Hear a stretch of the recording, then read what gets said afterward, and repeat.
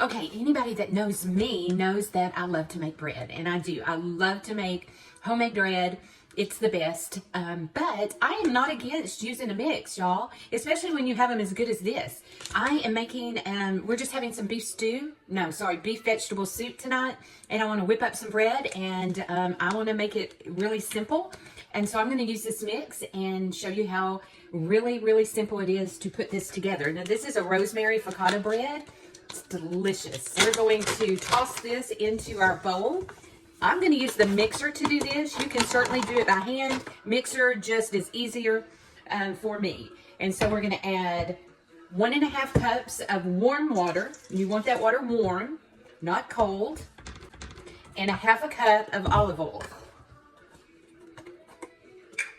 Look how simple this is.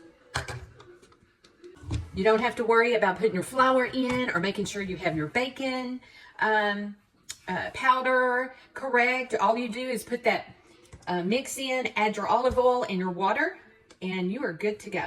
Mix with my spatula first just to get it kind of going, and then I'm going to put it under my stand mixer for about 8 to 10 minutes. One thing I love about this mixer is it starts slow. So if you've ever mixed cakes or used flour in a stand mixer, you know that a lot of times you have to go back and forth and adjust it so that the flour doesn't go everywhere.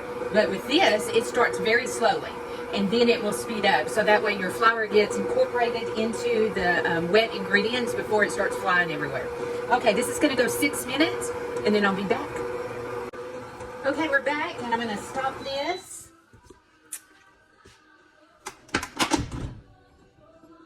Let me get this.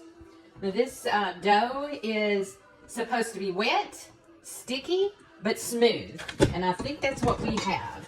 Wet, definitely. Sticky, definitely. And smooth. So we're going to pour this dough into this bowl.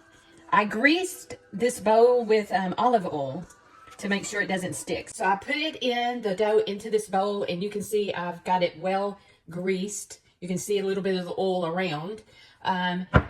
We're just going to let this sit for an hour and let it do its thing. So we will be back.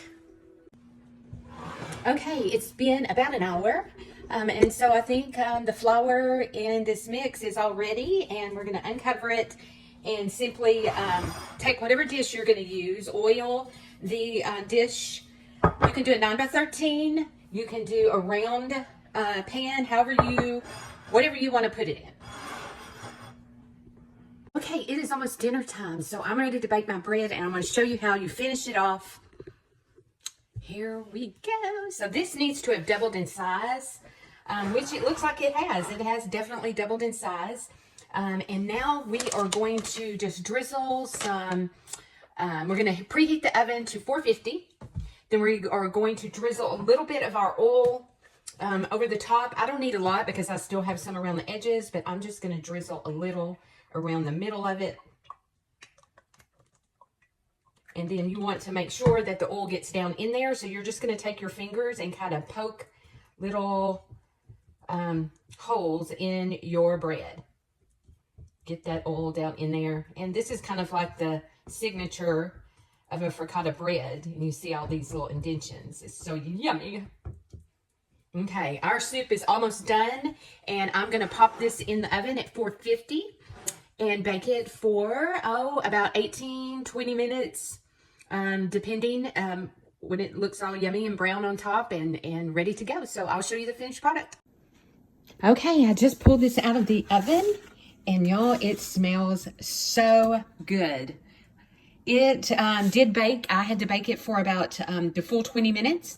Mostly because it's a stone and it takes a stone a minute to heat up, but that is gorgeous. What you see on top is I have some seasonings that I put on it. I just a little thyme and onion seasoning, and just put some things on top of it. But I've got my beef soup, vegetable soup, and that to go with it. And what a perfect little dinner.